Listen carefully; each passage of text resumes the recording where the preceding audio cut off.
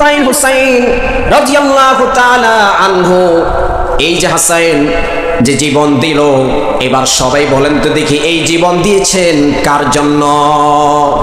আল্লাহর দ্বীন কায়েমের জন্য। আল্লাহর দ্বীন কায়েমের জন্য মুয়াবিয়ার সে তার নিজস্ব মতবাদ তিনি মেনে নিতে চায় নাই, কারণ জমিন হলো আল্লাহর, এই জমিন আইন চলবে আল্লাহর, কারো দ্বীন তার কারো বাবার আদর্শ দিয়ে কারো মতামত দিয়ে জমিন চলতে পারে না, ঠিক কি না? খালি মুহররমের আসলেই আমরা চিল্লা পাল্লা করে আলোচনা শুনি, কিন্তু এখান থেকে আমাদের শিক্ষা তো আমরা বুঝি না। সেই মুহররম মাসে ওই দিন যদি হাসাইন যদি সেখানে জীবন না দিতেন, তাহলে আজ ইসলাম এতটুকু পর্যন্ত এসে বুঝতো না। বাতিল কি জিনিস আপনারা বুঝতেন না, হক কি জিনিস আপনারা বুঝতেন না। প্রিয় ভাইরা আমার, এই জন্য আজকে আমাদেরকে কোরআনের দিকে আসতে হবে। কোরআনে কারীমের সূরা আলে ইমরান 3 নম্বর পারার 11 নম্বর পৃষ্ঠার মধ্যখান থেকে আল্লাহ পাক বলছেন, ইন্নাদ-দীনা ইনদাল্লাহিল ইসলাম, নিশ্চয় ইসলাম হলো আমার মনোনীত ধর্ম। ইসলামের নিয়ম কানুন হলো আমি আল্লাহ রাব্বুল আলামিন স্বয়ং নিজে দিয়েছি, সুতরাং এর চেয়ে প্রিয় আমার কাছে অন্য কোনো ধর্ম নাই। কথা কার? কথা কার? এর পূর্বে যত ধর্ম এসেছে সবচেয়ে প্রিয় ধর্ম আল্লাহর কাছে হচ্ছে ইসলাম। আল্লাহর কাছে কি? ইসলাম।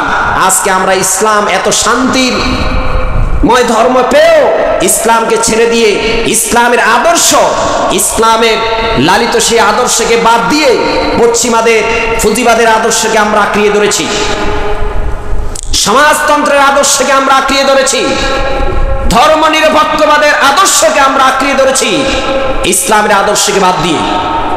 প্রিয় বন্ধুগণ, এই জন্য কোরআন কারীমের সূরা আত-তাওবার 39 নম্বর আয়াত থেকে আমরা এই বিষয়টি স্পষ্ট আকারে জানতে পারি যে আল্লাহর একমাত্র বিধান ছাড়া, আল্লাহর হুকুম ছাড়া এবং রাসূলের তরিকা ছাড়া আমাদের কোনো আমল আল্লাহর কাছে কবুল হবে না। এইভাবে আল্লাহ তাআলা পুরো কোরআনটাকে, Islam is the complete code of life, ইসলামকে আল্লাহ রাব্বুল আলামিন মানুষের জন্য একটি পূর্ণাঙ্গ জীবন ব্যবস্থা দিয়ে দিয়েছেন, যেন মানুষ জীবনে যত সমস্যা হবে, মানুষের জীবনে যত জীবন পরিচালনা করতে যা কিছুর প্রয়োজন সব কিছুকে আল্লাহ তাআলা কোরআনের ভিতরে নিমজ্জিত করে দিয়েছেন। বলি সুবহানাল্লাহ। এরকম সমাধান পৃথিবীর অন্য কোন ধর্মগ্রন্থে, অন্য কোন তন্ত্র মন্ত্রের ভিতরে আপনি পাবেন? কথা বলেন, পাবেন? যখনই আপনি সমস্যায় পড়েছেন, পারিবারিক সমস্যার সমাধানের জন্য আপনি কোরআনের কাছে যান, সেখানে সমাধান পাবেন।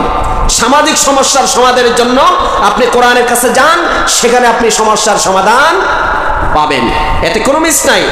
আল্লাহ পাক কোরআনে কারীমের সূরা আল মায়েদার ভিতরে বলছেন, আল-ইয়াওমা আকমালতু লাকুম দীনাকুম ওয়া আতমামতু আলাইকুম নি'মাতি ওয়া রাদিতু লাকুমুল ইসলাম দীনা। আজ আমি পরিপূর্ণ করে দিয়েছি আমার দ্বীনকে।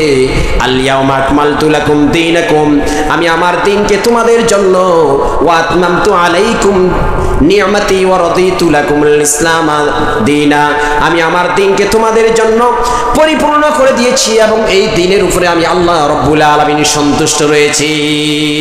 সুবহানাল্লাহ।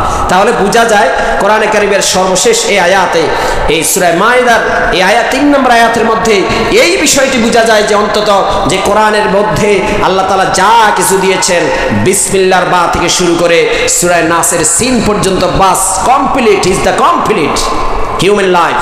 মানুষের জীবনে যা কিছু প্রয়োজন সব কিছুকে কমপ্লিট করে দিয়ে দিয়েছেন কে? আল্লাহ পাক দিয়ে দিয়েছেন। এই জন্য আসুন আমরা সেই কোরআনে কারীমের মধ্যে চলে যাই। এইভাবে আল্লাহ তাআলা আরেকটি কথা বলেছেন সূরা আরাফের 65 নম্বর আয়াতে।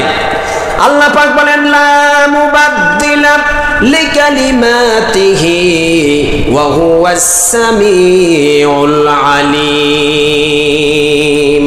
আমি আল্লাহ রাব্বুল আলামিনের কালিমাকে পরিবর্তন করার জন্য কারো কোনো ক্ষমতা নাই। ওয়া হুয়াস সামিউল আলিম। আর এই জমিনে মানুষ যা কিছু করে বা যা কিছু বলে সব কিছু শোনেন কে? আল্লাহু আকবার। আল্লাহ পাক যা কিছু আমি আর আপনি যা কিছু করি সব কিছু শোনেন, এর বাহিরে কোনো কিছুই নাই। এজন্য আসুন আমাদেরকে এই সমাজকে সুন্দরভাবে পরিচালনা করতে হলে, সমাজকে বিনির্মাণ করতে হলে, সমাজকে শান্তিময় সমাজ করতে হলে আমাদেরকে প্রথমেই জানতে হবে ইবাদত কি জিনিস। ইবাদত কি জিনিস আমাদেরকে কি করতে হবে? ইবাদত সম্পর্কে জানতে হবে। ইবাদতের প্রথম শব্দ হলো ঈমান। ইবাদতের প্রথম শব্দ কি? প্রথম শর্ত হলো ঈমান। আপনাকে যদি ইবাদত করতে হয় প্রথমে আপনি ঈমান আনতে হবে। কার প্রতি? ঈমান মানে আল্লাহর প্রতি, মানে আল্লাহ তোমার প্রতি ঈমান এনেছে, তোমাকে বিশ্বাস করেছে, এতটুকুই শেষ না। এর অর্থ হলো আল্লাহ তোমাকে মেনেছি, যা মুখে বলেছি তা অন্তরে ধরেছি, এবার বাকি কাজ হচ্ছে কাজে কর্মে আমার স্ট্রাকচারে পরিণত করে তোমাকে দেখানো, মানুষকে দেখানোর জন্য না। কাকে? আল্লাহকে দেখানো। আল্লাহ তোমার জন্য তুমি যা কিছু দিয়েছ সব কিছু আমি মাথা পেতে নিয়েছি।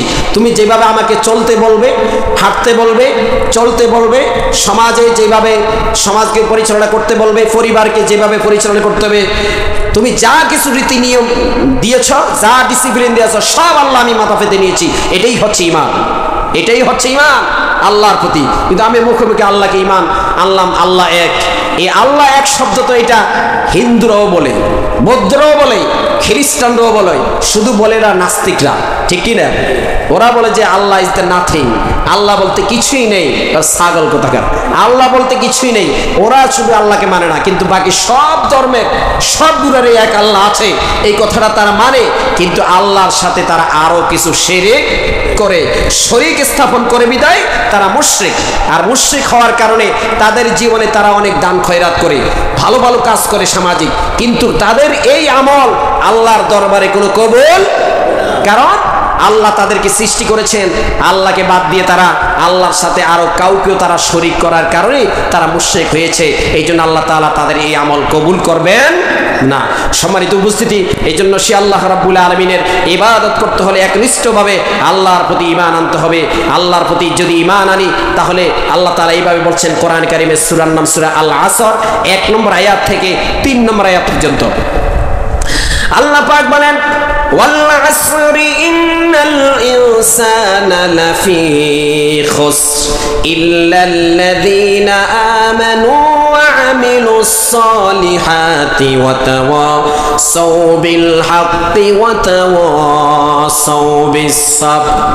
রব্বুল আলামিন মহাকালের শপথ খেয়ে তিনি বলেছেন, সময়ের শপথ খেয়েছেন। এই সময়টা হলো সেকেন্ড থেকে মিনিট, মিনিট থেকে ঘন্টা, ঘন্টা থেকে সময়, দিন, দিন থেকে রাত্রি, তারপরে সময় যুগ, যুগের পরে যুগ, অসংখ্য অগণিত সময়। এই সময়ের বাহিরে কোনো মানুষ চলতে পারে? আপনার আর আমার জীবনের যে সময়টা আছে এটা কি আল্লাহর দেওয়া সময়ের বাহিরে যেতে পারবো? এই জন্য আল্লাহ তাআলা মহাকালের শপথ খেয়ে বলছেন ওয়াল আসর ইন্নাল ইনসানা লাফি খুসর, নিশ্চয়ই সকল মানুষগুলি ক্ষতিগ্রস্তের মধ্যে আছে, ইল্লাল্লাযীনা আমানু, তবে একমাত্র যারা ঈমান এনেছে এক আল্লাহর প্রতি। এই ঈমান মানে আল্লাহ যা কিছু বলেছে সব কিছু তারা আঁকড়িয়ে ধরেছে। ওয়া আমিলুস সালিহাত, ঈমান আনার সাথে সাথে সমাজে ভালো ভালো কাজগুলো তারা করবে, খারাপ কাজগুলো তারা বর্জন করবে। ঈমান আনার সাথে সাথে যারা আগে তাস জুয়ায় নিয়োজিত ছিল এগুলা বাদ দিবে, যারা সুদের সাথে নিয়োজিত ছিল সুদ খাওয়া বাদ দিবে, যারা ঘুষের সাথে নিয়োজিত ছিল ঘুষ খাওয়া বাদ দিবে, যারা জিনার সাথে নিয়োজিত ছিল জিনা করা বাদ দিয়ে দিবে, যারা অন্যায়ের উপরে অত্যাচার নির্যাতন নিপীড়ন করেছে এক আল্লাহর প্রতি ঈমান আনার সাথে সাথে অত্যাচার ছেড়ে দিবে, নির্যাতন ছেড়ে দিবে। যারা অন্যায়ভাবে মানুষের জমি দখল করেছে আল্লাহর প্রতি ঈমান আনার সাথে সাথে ভালো আমল করবে, সে অন্যের জমিটা বুঝিয়ে দিয়ে দিবে, তার নিজস্ব জমিকে সে আঁকড়িয়ে ধরবে, ঠিক কি না? এইভাবে সব ভালো কাজগুলো তারা করবে, খারাপ কাজগুলোকে তারা কি করবে? সবাই বলেন কি করবে? ত্যাগ করে দিবে। আল্লাহ তোমার প্রতি ঈমান এনেছি, তুমি তো বলো না কারো প্রতি জুলুম করার জন্য, তুমি তো বলো না অন্যায়ভাবে কারো জমিন দখল করার জন্য। প্রিয় বন্ধুগণ আমার, এইভাবে ওয়ামিলুস সালিহাত, ওই ব্যক্তির দ্বিতীয়তম কাজ হচ্ছে সে ভালো আমল করবে। ইল্লাল্লাযীনা আমানু ওয়া আমিলুস সালিহাতি ওয়া তাওয়াসাউ বিল হক, এবং সে নিজে তো ভালো কাজ করবেই, তার সামনে যারা আছে, ডানে যারা আছে, পিছে যারা আছে, সামনে পিছনে চতুর্দিকে যারা আছে সবাইকে সে ভালো ভালো উপদেশ দিবে, সে নিজেও উপদেশ গ্রহণ করবে। ওয়া আমিলুস সালিহাতি ওয়া তাওয়াসাউ বিল হক ওয়া তাওয়াসাউ বিস সাবরি, যদি সর্বশেষ সেই ব্যক্তি ধৈর্য ধারণ করবে, তার বিপদ আসবে সে ধৈর্য ধারণ করবে, মুসিবত আসবে ধৈর্য ধারণ করবে, যদি এই চারটি কোয়ালিটি তার ভিতরে থাকে, আল্লাহ বলছেন সময়ের কসম খেয়ে বলছি ওই ব্যক্তি দুনিয়ার মধ্যেও সফল, আখিরাতেও সফল, সে দুনিয়াতে আর কোনো ক্ষতিগ্রস্ত হবে। বলি আলহামদুলিল্লাহ। এই আয়াতে আজকের এই সংক্ষিপ্ত এই আলোচনার উপরে আল্লাহ রাব্বুল আলামিন আমাদের সকলকে আমল করার তৌফিক দান করুন, বলুন আমিন।